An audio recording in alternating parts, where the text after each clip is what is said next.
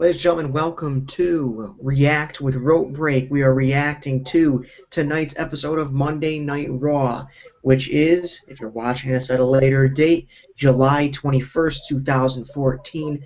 What an episode, fellas. What do you think? I thought it was one hell of an episode. I loved it, actually. Great. WWE pulled out all the stops tonight for this one. Yep. Sorry, I mean, go ahead, man. I just want to say, I got to go as far as even saying I thought it was even better than the pay-per-view last night. Blew last night's pay-per-view out of the water, in my opinion. Yeah, I don't disagree with that at all. So, I'm with you there. And like Alec said last night on the podcast, this was going to be the kickoff show for SummerSlam. And Yep. They came out and they did just that, and they kicked this thing out of the park. Excellent show. It could be argued this was the best Raw of the year so far. I can agree with that. I can get on board with that. Okay. Well, the good news and what people want to what people are here for and what people want to see is because Brock Lesnar returned today, we are giving away the Brock Lesnar drawing, which will be laminated and personalized to the winner, shipped to your doorstep for free. I know the nipples are not scratch and sniff, unfortunately. Damn it. But if you are watching right now, what I want you to do is let us know that you guys are watching. And the way you can do that is by tweeting us at Rope Break Wrestling. And you can also head over to the YouTube, or if you're already on YouTube, go right below and sign in. Say, hey, guys, it's Yogi. Hey, it's Mason. Hey, it's Westland. Hey, it's Jose. Whoever it is. Let us know you're here so we can kind of, take attendance. School's out for the summer, but, we want to make sure that you're, if you think you are a legit rope breaker, we got to know who's here and who's not. Exactly. Absolutely. All right, so, where to start? That's the question here. So much to talk about on this episode, and we're not really going to time frame this episode just because, there's so much to talk about. I'm not going to say, hey, we're only going to be on for 30 minutes. So hang with us as long as you guys can. At the end of the podcast, we will be giving you the winner of the Brock Lesnar drawing. No secret password required. All you have to do is let us know that you are watching. Let us know you're watching either via YouTube or via Twitter. But, Alec, where do you think we should start tonight? I don't know. Do you guys just want to do a rundown of the episode from the beginning, or are there certain bigger segments we should tackle first? I really don't know where to start because of how good of an episode of the show it was. Well, let's introduce it like this. Why don't we say, to those that are watching, what are the top topics that you guys want to hear us cover tonight? Obviously, we're going to speak on Brock Lesnar, the Beast Incarnate, Plan C, whatever you want to call him. We are going to speak on that. We are going to speak on Stephanie McMahon. We are going to speak on the Dolph Ziggler and Miz match. We're going to speak on some of these things here. But it looks like Robert Lucas is tuning in. Thanks again for sticking around with us tonight, Robert. Yes, I got a question for you. When's Bray Wyatt going to win? The gimmick is extremely over with the crowd, but they got him losing to part-timers now. Listen up. Rob, relax, buddy, relax. We covered this on last night's show, and if you didn't watch Raw tonight, obviously that's something we can pretty much use that as a starting point there. The highlight reel. Basically what happened to Jericho tonight was that he was attacked on the WWE app, which is pretty controversial, and they did not end up having that segment, so to speak, with Jericho on the highlight reel. The Wyatts kind of took it over, and Bray Wyatt did it for himself. But in regards to when's Bray Wyatt going to win? SummerSlam, definitely. I think both you guys are in agreement with that. Yeah. Yep, absolutely. Yep. And I don't want you, Rob, to get too upset because last night actually Matt and myself did predict Jericho to win because what they're doing right here is they're going to have what they're going to do is they're going to build Jericho up a little bit. That way, it's even more of a legitimate win when Bray Wyatt defeats him at SummerSlam. It'll mean a little bit more. That way, people can't go, "Oh, Jericho came back and he had ring rust or he wasn't the same." No, if he comes back, reestablishes himself with a win, uh, that's a big deal. Guys, you got any take on that? No, I completely agree. Yeah, like we were talking about last night, I originally was going to pick Bray Wyatt to win, obviously, but you had a very valid argument against it. Made perfect sense, so I kind of jumped on the bandwagon with you, and kind of we went with Jericho winning. Makes perfect sense. Build him up, make him look stronger. It's just going to be much more meaningful in the end, and that's what Jericho wants overall. That's why he keeps coming back. So, like you said, Rob, be patient, bud. He's going to get over big time, and I think this is going to be even better, especially at SummerSlam. The biggest, it's the WrestleMania of the summer, so it's gonna happen. Don't you worry about it. Bray's going to get over big time. Absolutely.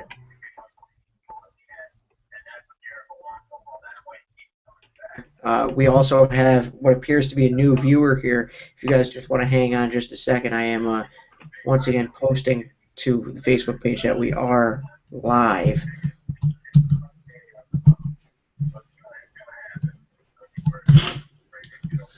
So Chris Real Life is here. That's what he says. Yo, Chris Real Life is here. Well, Chris, this is real life, and we're glad you're here. Thanks for tuning in. Hopefully you enjoy the show. Hopefully you win that Brock Lesnar poster. Not really a poster, it's more of a drawing. But either way, hopefully you win. And then on Twitter, big supporter, enough respect due, Zach Dooley. Yo, my boys, your boy Dooley, the boss is in the house. Want that poster. You're damn right, the boss is in the house. Alec's right there. You know the funny thing is though, he'll probably burn the poster, so I don't know if we should give it to him. Because wait a minute. Yeah. he despises hates Brock Lesnar, so right. we shouldn't give it to him. He'll just burn Out it. of here. That's right. I mean, though, that is questionable because last night Jose Paulino wins the John Cena plush figure, and it has been reported to me that Jose is set to burn the John Cena plush doll and is going to give us the video of that happening. Jose, if you're watching, buddy, the plush doll was sent out this morning along with a Big E Langston action figure that we shipped out to a lucky, not a winner, but somebody that purchased it and helped our cause on eBay. So right now, guys, if you're just hopping in, we are talking about Monday Night Raw. We just covered Bray Wyatt, Chris Jericho segment. We are giving away this Brock Lesnar drawing. I know. Try and contain your excitement. It looks, at least it's a little bit better than something a kindergartner might do, right? Good enough. It's good enough. You know who it is. Looks like him. Yeah, there you go. It's a cartoon, half man, half beast. Anyways, let's try not to dip too far off topic here. I really am interested to cover the match between Dolph Ziggler and The Miz because honestly, that was the spot of Raw where I really began thinking, this could be one of the better shows of the year, and that match really delivered. What do you guys think about that? I agree. Loved it. Awesome match. It started off a little rocky, so I was a little bit worried. A couple missed spots. Miz made a couple of mistakes, kind of worried me. But they really got it together. They picked it up, and obviously Dolph Ziggler getting the win. I was pretty damn excited over that. I know you guys are probably pretty damn excited over that. Absolutely, yeah. But also, I want to not to go too far, but I want to just quickly comment on your post on Facebook about there not being a title unification anytime soon. I still think there's going to be one, and we can talk about that later on, but I still feel like that's still going to happen, and this is just a way to get The Miz over even more. That's just my gut instinct, but like I said, we can hit that topic a little bit later. get what Alec thought right now. My thoughts on the match are similar to yours. It did start off a little rocky in the beginning, but they really, their chemistry managed to come together and really put on a solid match. I mean, I would even say match of the night, really. They have great chemistry, and I do hope WWE continues to push these two guys together and maybe eventually give Dolph that title again or give him a title reign, give him something meaningful that the fans can look forward to because it's clear that he's over with the people in the crowd. So it could be that he's back in good graces backstage. So we'll see what happens. Yeah, you know what? The reason I'm excited for Ziggler winning is because I don't see any point of them having him win if this is not going to end up being built. This doesn't seem like it's a 1-week deal to me, where they would have Ziggler come back for revenge, get his revenge. You never see somebody win in a non-title match and then, it just ends up disappearing. I think, yeah, Matt, you might be right. We might see unification eventually, but the fact that there's only now going to be like 3 more Raws until SummerSlam, I don't know that they do build a unification for SummerSlam. It's quite possible. Why don't you elaborate on that? My reason behind why I think that is during Raw they showed I'm not sure, I don't remember what they were plugging exactly, but they showed a quick little promo. It was a picture promo of it was Sheamus with the U.S. Championship, and then right next to him was The Miz with the Intercontinental, and a bunch of people behind him who's going to be the next champion or something. I don't remember what they were plugging, but the fact that they showed both of them together side by side with contenders behind them kind of made me feel like that's exactly what they're going for, and kind of added to the rumors that have been running rampant lately about The Miz, Sheamus. They're going to unify the titles together, which I absolutely don't want to see. But that worried me right there, and that's why this is making me think that. And it would make sense. We always get excited over Ziggler. He won. Yes, he got one over. And then they're going to F him over again. They're just using him to make The Miz look good. The Miz is maybe it'll culminate at SummerSlam. Miz gets over, and then I don't know. I don't see how a loss to Dolph Ziggler makes Miz look good tonight. It was a good match. I think it makes both of them look good in that sense. But as far as what they should do going forward, I think the right thing to do, and I know you guys are in agreement with that, is to keep the belts separated and move forward. But that's something that we can talk about on tomorrow's Rope Break Radio. We can talk a little bit more in depth about the unification of really both of the major titles. Obviously, lots of rumors swirling around that there's going to be new championship belts after SummerSlam. Do they unify both at SummerSlam or whatever? I mean, obviously one's already unified. But, do both become unified, and then basically it's a garbage giveaway, throwaway. That's something we can talk about tomorrow. But let's get into, let's talk about Layla's beautiful breasts. No, I'm kidding. Honestly, though, wow. Easy, big fella. We could go on about that all night, but we have a show to do here. Hashtag people's pipe cleaner.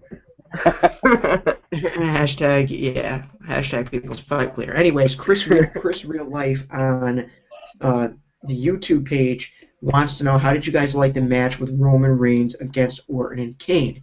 Alec, why don't you start off with that one? Oh man, it's so hard because you put Roman Reigns up against two guys. You already know it's gonna happen, but my big thing is, why is Kane still in this just because he's part of the Authority? Kane takes away from what's really going on here, and that's Roman Reigns trying to conquer what he's, the Authority and moving on, getting to John Cena. I don't see why Kane was in the match. Randy Orton and Roman Reigns, fine, that makes sense. I feel like Kane is just really a side piece and takes away from what they're really trying to do here with Roman Reigns. I agree. Yeah, I agree. So go ahead. No, well, what I was going to say is, Alec's right. Kane doesn't even belong in here anymore, and especially the fact now I think the reason they're thrown together is they want to show dissension between the two, and then those two will end up facing off at SummerSlam probably. At least Yeah. that's what it looks like, which that's like a kickoff show match to me. Yeah. That's like, yeah. Obviously, two future Superstars. WWE Hall of Famers, but right now nobody's interested in seeing that. Like Roman Reigns said on the mic, nobody's interested in seeing Kane versus John Cena. Nobody's interested in seeing Orton versus John Cena again. Well, nobody is interested in seeing Orton versus Kane either. I'd rather see a pile of dog shit versus a pile of cat shit. Which would win, though? Quite frankly, I don't give a damn. As long as Kane's not involved. That's kind of harsh because Kane is one of the all-time greats, one of my favorite gimmicks of all time. Right. As Alec was saying last night, times do. He's like that, the gallon of milk that's been in the fridge a week too long. It's time to call it quits.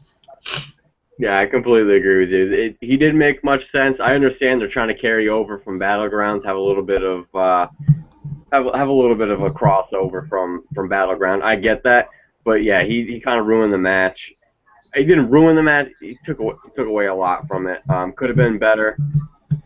Didn't think it really did anything. Honestly, I don't really feel like it did anything for Roman Reigns. Really, he got a victory, but it's because Randy Orton kind of jumped out. That sets up their rivalry, which hopefully elevates Roman. But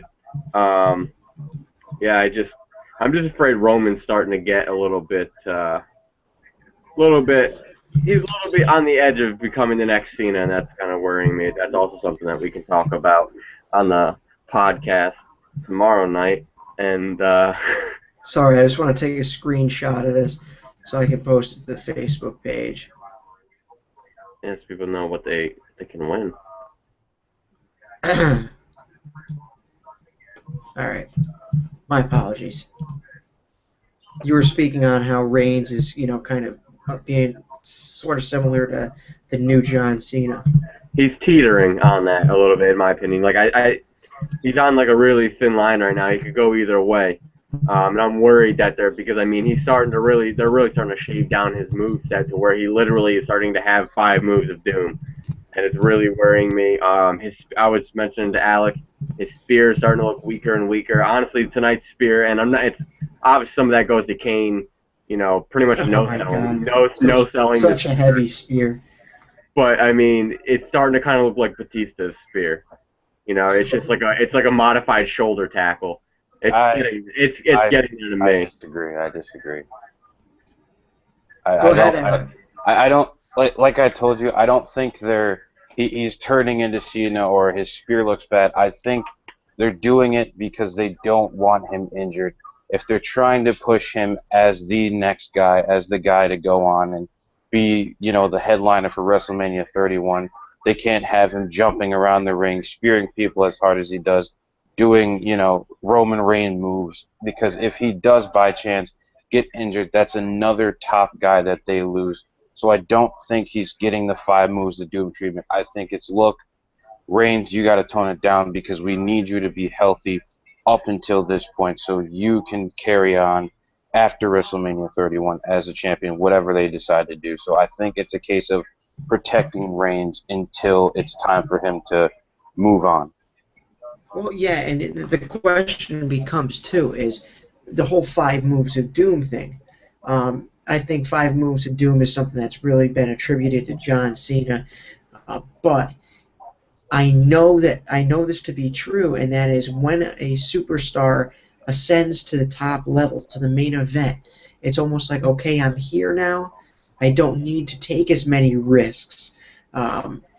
It's been said by, in many different documentaries and things like that. Stone Cold Steve Austin, one guy right off the rip that you can say it, as the ringmaster, as Stunning Steve Austin, as even as an early Stone Cold Steve Austin, you had that off the second rope.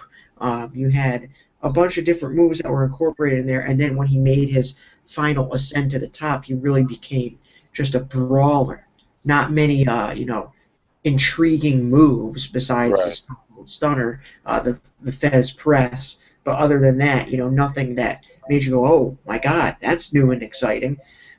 That's because, kind of like Alec alluded to, they do want to be able to preserve themselves. And I believe Stone Cold, I can't remember who he cited, but I remember in his documentary he specifically gave credit to somebody saying that to him.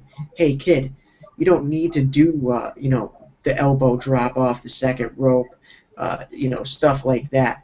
You're good enough as a brawler, whatever. Give yourself a couple extra years on your career. Not everybody's Mick Foley that needs to, jump off cages to impress people. With Roman Reigns, though, I do see where Matt's going. Absolutely. It seems that we're getting that the jump kick there, where from the outside of the ring, where he jumps and kicks the guy, and then you're getting the Superman punch and the spear. And the Samoan drop. Yeah. They set each other up, and it's kind of like, and I'm not just blaming him, and I'm not just saying, there's a lot of guys that they do that to, and I just don't like it. I like it when it's more natural. And going on what you were saying about Stone Cold, I don't necessarily disagree with having a smaller moveset, but when you have a guy like Stone Cold, his character really is what, it made up for that. Where Roman Reigns does not have a strong character base right now, so it's really hard to get into his five. It gets boring after a while because he doesn't have a huge character, really, in my opinion. I don't see to fall back on. His mic skills are getting a little bit better, but they're not anything that, makes me say, this guy. I like him, don't get me wrong. I like him a lot, but I'm still not completely sold on him, I guess is where I'm going with it. Yeah, there's no issue with that. The real question at hand is it really WWE or the guys in the back that are, limiting him to a certain moveset? I'm not necessarily sure that's true. It could be him, using the moves. Remember, these guys get a certain time slot, Right. and, he may be saying, I need to get all my moves that are really over. Yeah, those are the moves that the crowd really enjoys. And even to be perfectly honest with you, there is a trend there that we've seen with certain guys, like, not to play into the Samoan ties, but The Rock, also another guy that had a very, a moveset that was always kind of the same. But yes, the way Matt alluded to it, a guy like The Rock, his character, he put a different swagger on every match. It wasn't necessarily Samoan drop, people's elbow, Samoan drop, rock bottom, people's elbow, sharpshooter, whatever. The Rock did have, certain moves, but, he had a different swagger to them. Looks like we're getting a couple more viewers in here. If you guys are tuning in late just now, we are giving away this Brock Lesnar drawing. Brock Lesnar returned on tonight's episode, obviously, unless you live with Patrick Starr, you know that. So we will be giving away that Brock Lesnar photo. The only thing you have to do to get it is to go on to our YouTube page, which you're probably already on, and comment saying, hey, it's me. I'm here. Or you can tweet us at Rope Break Wrestling. If you don't follow us already, I'm kind of questioning why you're even here. Follow us, spread the word, get the word out that we're giving free shit away once again. Guys, is it just me or did we just give free shit away last night? Yep. I thought we did. Free, no money, for free. Free. All right, so right now we've got Rob Lucas. Apologize to you guys for kind of rambling on and on there about Reigns. We do have some stuff going on the YouTube page here. Rob Lucas says, ever feel like without the possibility of Taker being around, Kane loses a little of his luster? Why don't we let Alec take that question? He's the resident Taker guy here. Alec, what do you think? Do you think that without Taker, Kane loses a little bit of his aura? No, and here's why.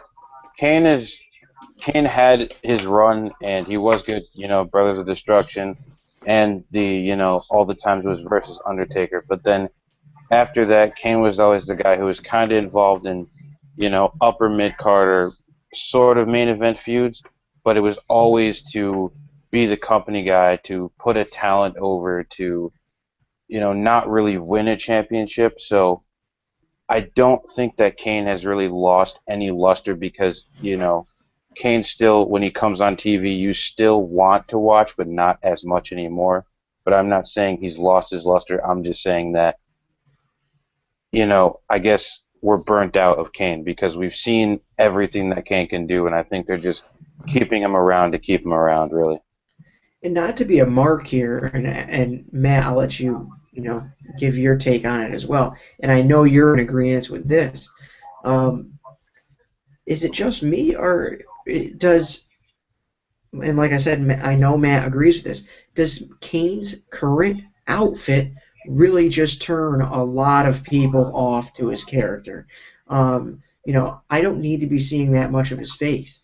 I think if you want to get him over as the real, the devil's favorite demon, whatever, give him one last run with that full-fledged, like, robotic, dark-looking mask. Like, that was the shit. And, now the stuff that he's wearing, a clearly rubbery, shitty mask, for a lack of a better term, and then, like I alluded to, or, how I explained it last night, a red Frankenstein outfit. It's like got all this weird random stitches and shit all over it. Just doesn't make sense. Nope, I completely agree. Yep, and as you said, I completely agree. Hate it. It looks terrible. I mean, it's like you said, the mask is clearly rubbery. The outfit doesn't make sense. And on top of that, you got to remember, this is the outfit he wore when he was doing the whole Team Hell No, hug it out bullshit. So Right. how the hell can when he comes out as the Demon Kane, all I'm thinking is, like, is he going to go in and hug people? Like, I can't take him seriously. That's all that I see him hugging Daniel Bryan. I see him freaking yelling at Dr. Shelby and a whole stupid gimmick that they had. So no, I can't take him serious. Completely agree. They need to revamp him. There's so many ways they can do it too. It's ridiculous. They can freaking have a casket match, set him on fire again, have him return. There's so much shit they could do. What a waste Yeah, I of know, time. it really is frustrating too. But Rob, hopefully that answers your question there. As far as the Undertaker goes, I think the Undertaker did add to the Kane character just because obviously of the obvious relations there. But I don't think with Taker out that means Kane loses a little bit of his luster. I think what they have done with Kane is what has made him lose luster throughout the past couple of years. Jose Paulino is in the building. He's last night's winner. He took home a John Cena plush doll. Jose, how you doing, buddy? He says, question, do you think Punk was kidding when he said he was never, ever coming back to the WWE? Well, I am going to revert that question to tomorrow's episode of Rope Break Radio. If you guys, while I got you guys here, tomorrow, Alec, Matt, myself, we will be live the hour before main event on the East Coast. So that for us is 7 p.m. Eastern Time. We will talk with you guys for an hour. You guys will have the option and the opportunity to join our hangout live and ask your question live, have your voice heard, and get your face right up on the screen here alongside the greats. But that question regarding Punk, if you're not understanding what Jose is talking about, we posted a video up on our Facebook page about Punk, saying he's never coming back to WWE, but we'll cover that tomorrow. So, other topics on Raw. What do we cover next? Do either of you guys have any suggestions? Quickly, I just want to say, this ain't even a topic we don't have to talk about. I just want to say F Stardust. Dude, it's a terrible gimmick. Hate it. I don't even know what to say. I don't even know. It's just, every time he comes on, I'm like, why? Such a talented guy. Yeah. This kid could be Intercontinental Champion right now over The Miz. But no, they got to put him in shitty makeup and I'm sorry, this has Vince written all over. Vince is just sitting back, God damn it, I love it. He's like freaking sweating. Not to interrupt you, but there is one thing that disproves the theory that Vince is behind this whole thing. I'm not sure if either of you guys saw it, but there's a picture floating around out there on Twitter of a I believe it's a late 80s, early 90s wrestling magazine where they profiled Cody Rhodes as Dusty Rhodes' son. I believe he was 7 years old at the time or something, and he was already wrestling, amateur wrestling. And they had done like a little interview with him, and he said he already had his name ready for when he became a wrestler. And get this, it was the Stardust Kid. So Huh. clearly, this is a Huh. gimmick that Cody Rhodes has dreamt up. God damn it, Cody. In his repertoire, and kind of like Willow and Jeff Hardy, was just Yeah. waiting for the opportunity to unleash it. I don't know if he was, watching a little bit too much of his brother back in that time. Yeah. Yeah, it's just terrible. Anyway, just wanted to voice my frustration over that dumb character. Yeah, so let's get into the meat and potatoes here. Let's talk about the Divas division, because to be perfectly honest with you, there was multiple segments on the show. One of the first times we've seen this in years, where we've seen a lot of time devoted to the Divas department uh, on an episode of Raw. We had the initial segment with Bree and Steph. We had Steph getting arrested, the actual match with Nikki Bella that was short-lived. Then you have the AJ Lee and Paige bout. Just a lot of stuff going on for the Divas division tonight. And like I said on the live post on Facebook, those two storylines are single-handedly raising the Divas division from the grave. And Absolutely. right now, I know I'm really excited about. We're gonna have at least two Divas matches at SummerSlam. Two meaningful, interesting Divas matches. I don't know. I can't remember the last time we had one very interesting Divas match on a pay-per-view. I'm serious. I hate to be that guy, but it is what it is. This is interesting shit. Am I wrong? No, Oh, I yeah. absolutely agree. Yep, you're right. No, yeah, I can't even begin to. Trish Stratus, I don't even know. I go back whenever I think good divas, I go back to Trish Stratus, Lita.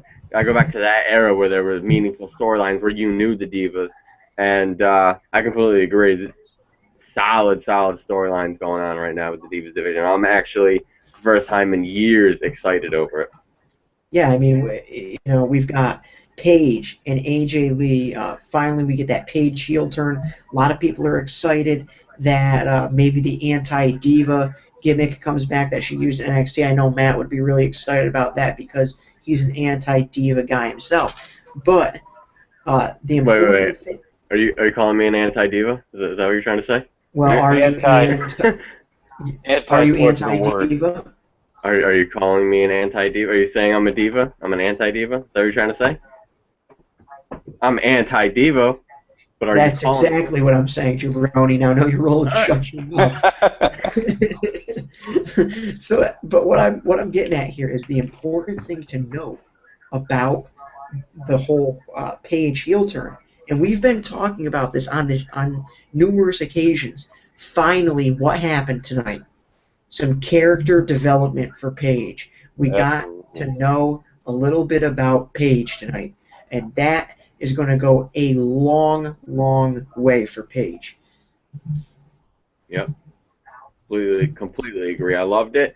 Obviously, as I was saying on React during Battleground on our podcast during Battleground, I liked the frenemies angle they had going, and I wouldn't have minded seeing it being dragged out a little bit longer. But with that being said, I have absolutely no problem with the heel turn. I think that can also lend itself to being a really solid storyline, depending on obviously how they carry it going forward. But I'm feeling optimistic about it. I mean, like you said, Paige, character development. We actually heard her speak.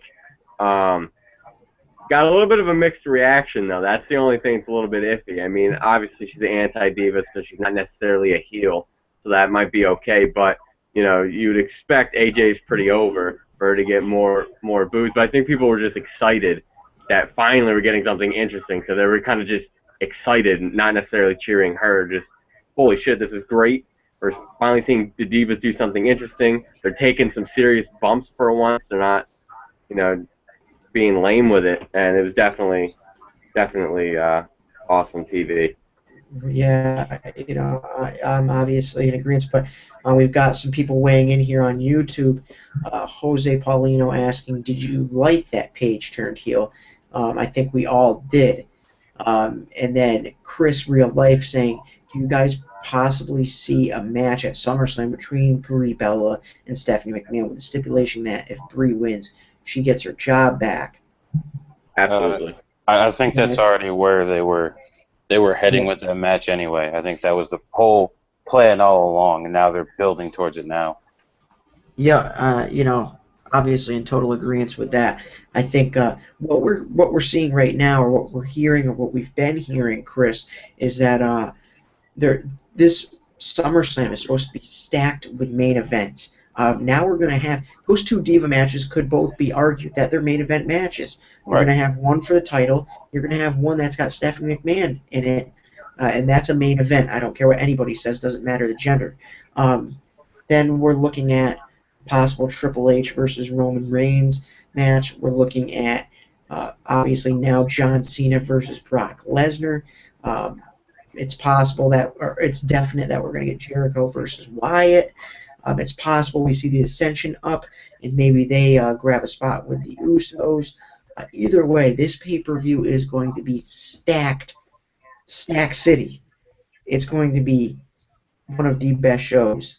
Hopefully it lives up to the hype. I mean, I'd hate to be out here saying it's going to be one of the best shows of the year, then have it fall on its face, but I don't think it's going to be a Survivor Series, that's for sure. Yeah, no, I agree with you. It's definitely stacked. We have a lot of huge names going in, not just huge names, interesting names. And like you said, we could see a lot of different things added in. And yeah, I'm as of right now, I'm excited over SummerSlam. I'm pumped. Can't wait for it to happen. And just to make a point, when SummerSlam rolls around, that's kind of when everybody's first 6-month period with the WWE Network ends. So the reason they could have a stacked card is to make people subscribe again and get that next 6 months and continue buying the network. So, look out for that too. Yeah, that's definitely what they're planning on doing. I mean, SummerSlam is normally stacked, but the fact that the membership is coming up, they're going to stack this pay-per-view. They're going to stack Night of Champions. It should be a treat for us, especially those of us that already have the WWE Network and aren't planning on going anywhere anyways. Now we've got, in regards to Stephanie, Jose Paulino wants to know what was wrong with Steph's chest tonight. I'm glad somebody said something, because I thought it was only me. She had that Undertaker chest going on. Yeah, the Chris Jericho, Kofi Kingston. Kofi Kingston, yep. But let me just speak on this pretty quickly, because basically what happens is, and Jose, I know you're only something like 12 years old, but if Papa hasn't had the talk with you yet, we'll talk birds and bees here. Basically, what has happened here is Stephanie McMahon used to be a flat-chested female back in our younger days, and she is now obviously endowed in the chest area. But she had a boob job, so her breasts are fake. And they do, in most cases, look gargantuan and beautiful. Voluptuous, as Matt said, tasty, any other... Let's remember he's 12 years old. Let's not forget he's 12. Exactly. He's 12, and I remember when I was 12, I was looking at that rack, too. Anyways, what happens is she put her arms behind her back. So why don't you just do it right now? Your own breasts have a little bit of spreadage, if you will. You know what I mean? It's just natural. It just happens. And being that they're big blobs of silicone, fake, they kind of just blur. It is what it is. I mean, I don't discriminate. They have mind of their own. Yeah. You know what? I'll tell you guys something that my pops once told me, and my dad, a philosopher an urban philosopher in his own right. He and I think I might have told you guys this one before. My dad once said, "Titties, big, or small. I want to see them all. That's perfect. It's perfect. Oh shit. Fake, round, square, gel, silicone, real, whatever. No discriminating here at Rope Break Wrestling. Really though, Layla. That's all I gotta say. Layla. My a rubber-rumsky. All right, back to the lecture at hand. Jose Paulino saying, that's true. It's true, Jose. Here at Rope Break, we give you not only lessons on wrestling, but life lessons as well. You're learning valuable information that you can take to the streets of New York City with you. But in regards to the Divas division, all three of us notably excited about the direction we are headed. And that's something maybe we'll cover as well a little bit more in depth tomorrow on the on Rope Break Radio, which again, for those of you that are just tuning in now, Rope Break Radio airs tomorrow, 7 p.m. Eastern. So figure out your clocks and figure out what time 7 p.m. Eastern is for you. So obviously, let's move right into if there's nothing else here to talk about, let's talk about the main event dish, the Plan C, the return of Brock Lesnar. It's an open forum. Why don't you one of you guys just fire away? All right, I'll take it from here, I guess. Obviously expected, but still awesome. I mean, I'll go with the hurting myself over here. I love it. I'm still, I'm a little worried, like most people. I think the consensus is that Brock Lesnar is a part-timer, and he is slated to win the championship. So, he's gonna have it on and off. And I know I said before, is the risk worth? Is the reward greater than the risk? And if Daniel Bryan, in my personal opinion, I think Daniel Bryan's over enough. If he were to come back and win it from Brock Lesnar at Mania, that'd be great. But I think the way that things are going right now, that's not the plans. I think the plans are for Roman Reigns to win it at WrestleMania. And where Roman Reigns stands right now, I don't feel that the risk of having Brock Lesnar win the titles and having him off TV until WrestleMania, which is what I feel like they're going to do, unfortunately. I think it's way too long, but I feel like that's what they're going to end up doing. I don't feel like the risk being Roman Reigns is worth the reward of Reigns to end up winning it. I don't think he's ready, even if he beats Lesnar. I still don't think he's ready. I don't think, for me anyway, and I know Alec might disagree, that Reigns is necessarily, even at WrestleMania. I mean, he could show something different. I mean, he could really come out of his shell and really be something larger than life and be awesome. But the track that he's going right now, I don't think we see a huge jump or leap from Roman Reigns until maybe a little after WrestleMania. That's just my take on it. And I don't think that having Brock Lesnar hold the title until then and just to drop it to Roman Reigns is going to do all that much. It won't hurt, obviously, and it'll help a little bit, but I'm just worried about it. Cool to see Lesnar back. I think his match with Cena, I think it'll be pretty good. I mean, as long as they don't freaking try to do like that fake UFC crap like the last SummerSlam they were a part of. That was nonsense. The referee putting on rubber gloves. Oh, he cut him open. Now I got to put on gloves. We haven't done that in 20 years, but now all of a sudden we have to. It makes absolutely no sense, but hopefully if they can have a solid, I think they'll put on a solid match. Lesnar's a little bit more seasoned again. He's kind of gotten, there's no more ring rust on him. He's gotten back in the ring. He's had some solid matches since coming back, so I think they could do something special. With that being said, just to recap, I'm worried. That's pretty much the gist of this rant here. Is I'm worried about Lesnar winning the titles. Really, that's really that's still surprising to me, to be perfectly honest with you.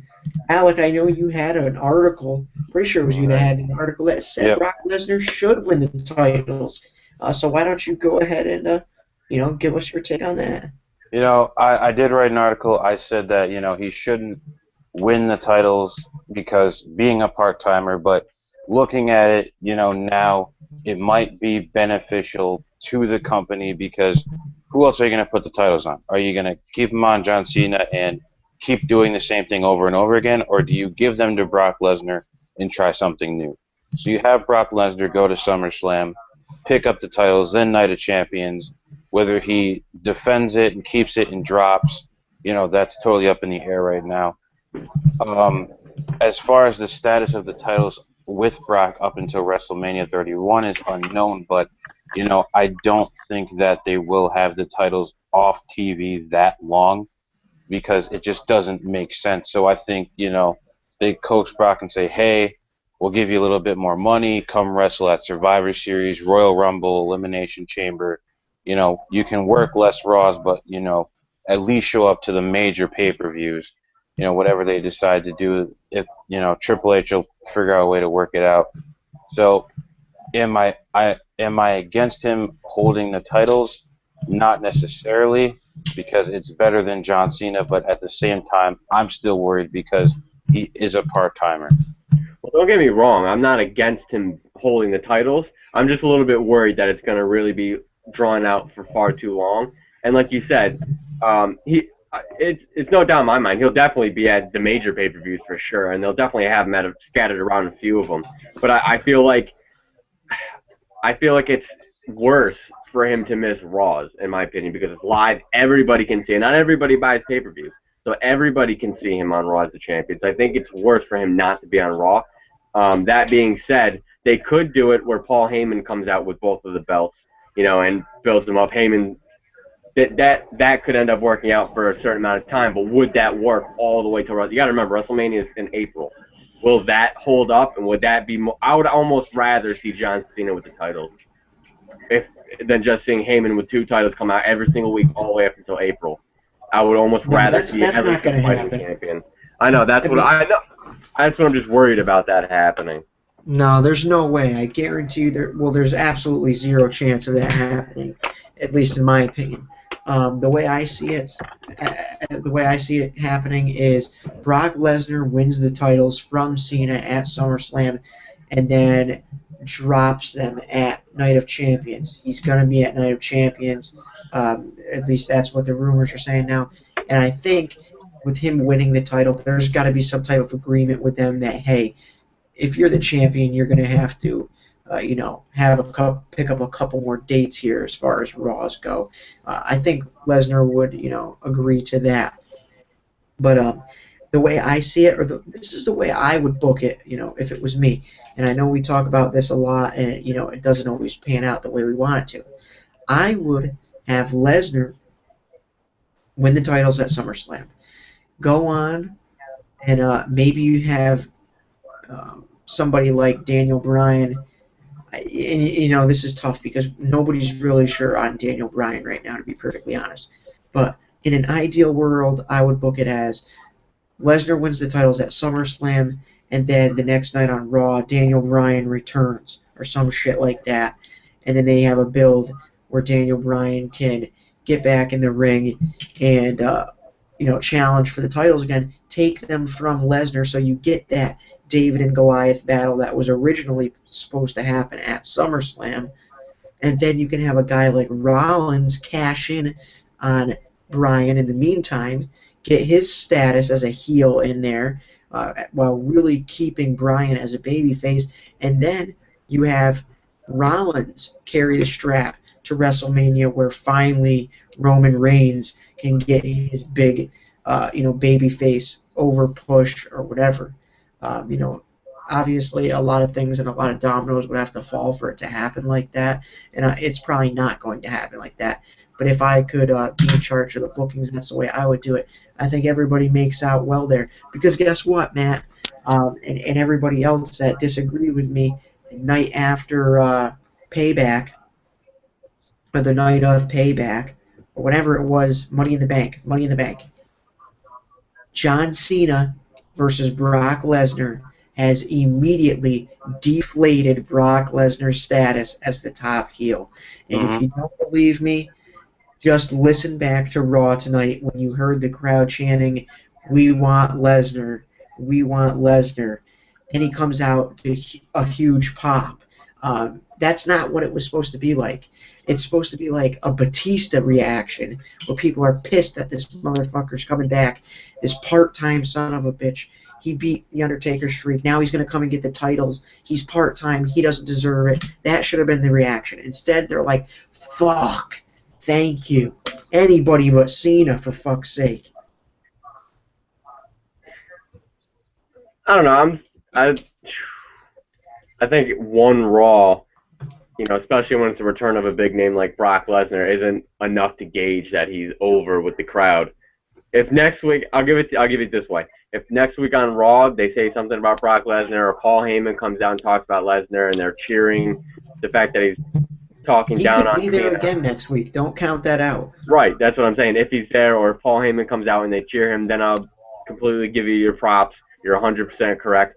And you may very well be. My opinion was that I don't think it's necessarily going to damage it going into SummerSlam. I mean, it might take some building. I think they could still restore some of his heel status. People want Lesnar to beat Cena, but if, Paul Heyman's an effing genius, don't count him out. He can work something up. He can whip something up in the laboratory to get something over with the crowd, get some heat on him. So it's possible that we still see some heat going into SummerSlam, and there are still some loyal John Cena fans. I think that's what they're banking on.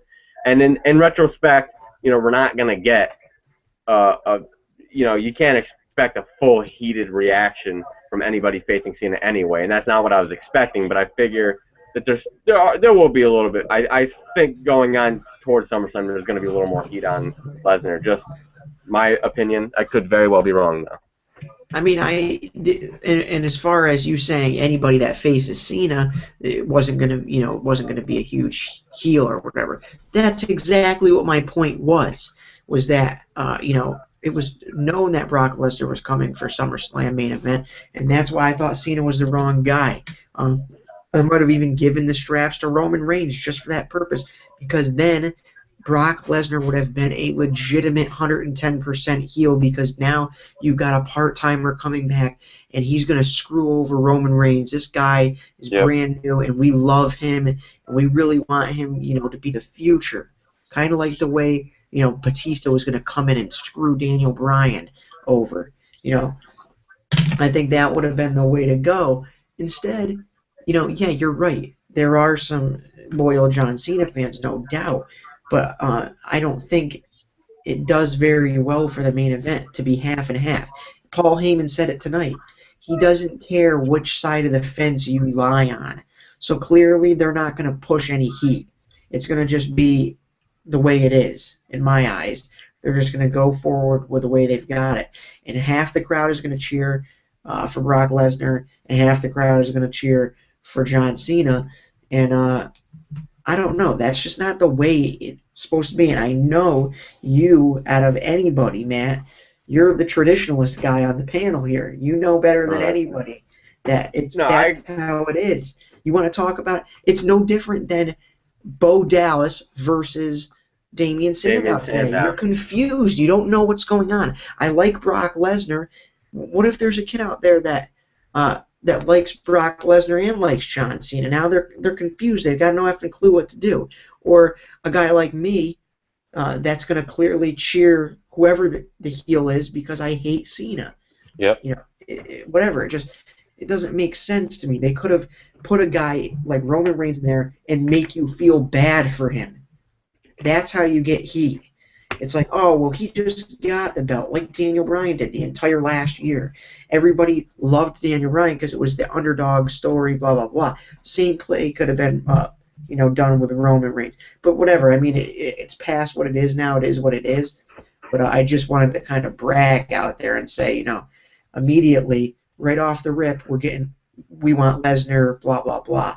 I think if it was played right and it wasn't Cena, people wouldn't be as excited. Of course, there'll still be guys like you and I who love to see a guy like Brock Lesnar come back no matter what the scenario is. But, if the circumstances were different, I think it could have been a little bit better. But that's kind of our motto. That's the IWC's motto. Like Alec said frequently on the show last night, it could have been better. Yep. But that doesn't necessarily mean I'm upset with the way things are going right now. As long as Cena loses at SummerSlam, I'll be okay. But unfortunately, I think we've got to wrap it up for tonight.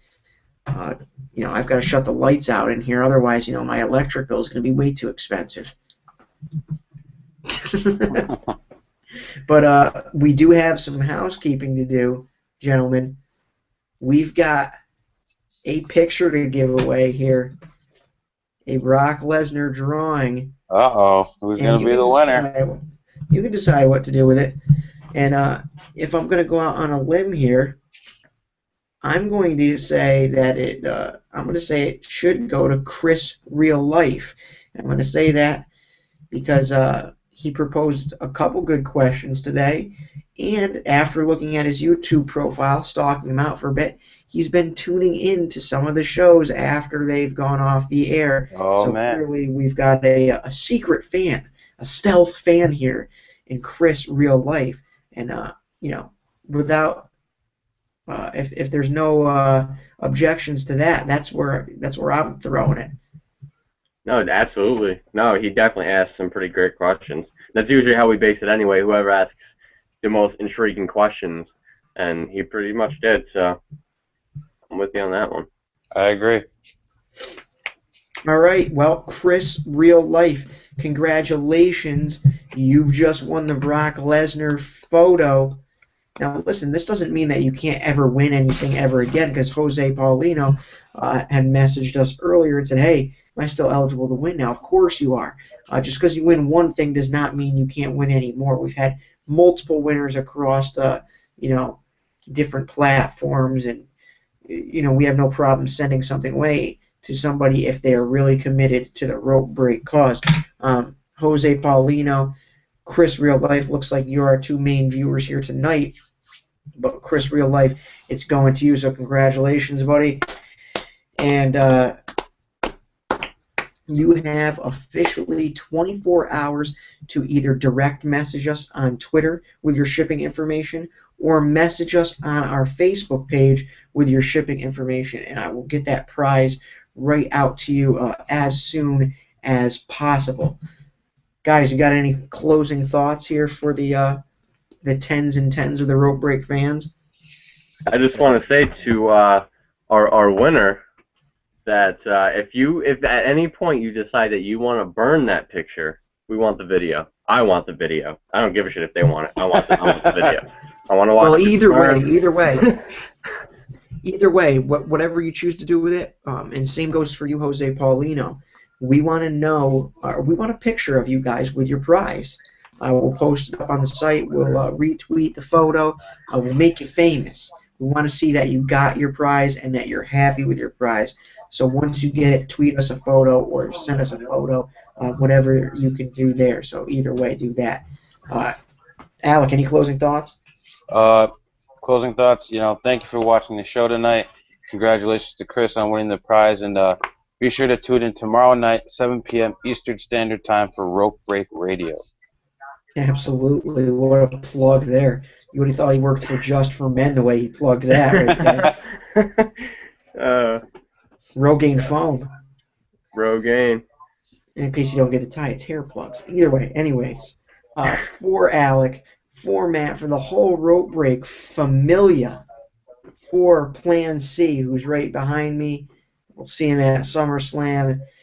This has been another reaction show. React with Rope Break. Live, we do it every single Monday night after Raw and every single pay-per-view during the entire pay-per-view. We always give free shit away. Why? Because we're just a giving type of people, right? This isn't the bleachers, right, fellas? And cage side. Yeah, definitely not cage side. Definitely not the bleachers. This is in the ring with Rope Break. All right, and Chris says, thanks, guys. You made my night. I'm so happy. We're glad we could do that for you, Chris. Absolutely. Thanks for showing support for our site. And please, like Matt always says, be a good friend. Share share the links. Let everybody know that Rope Break Wrestling is doing it better than those other guys. And we will see you guys tomorrow at 7 p.m. Eastern Standard Time for another no-holds-barred discussion on Rope Break Radio. You can submit your questions on Twitter and on Facebook right now for tomorrow's show.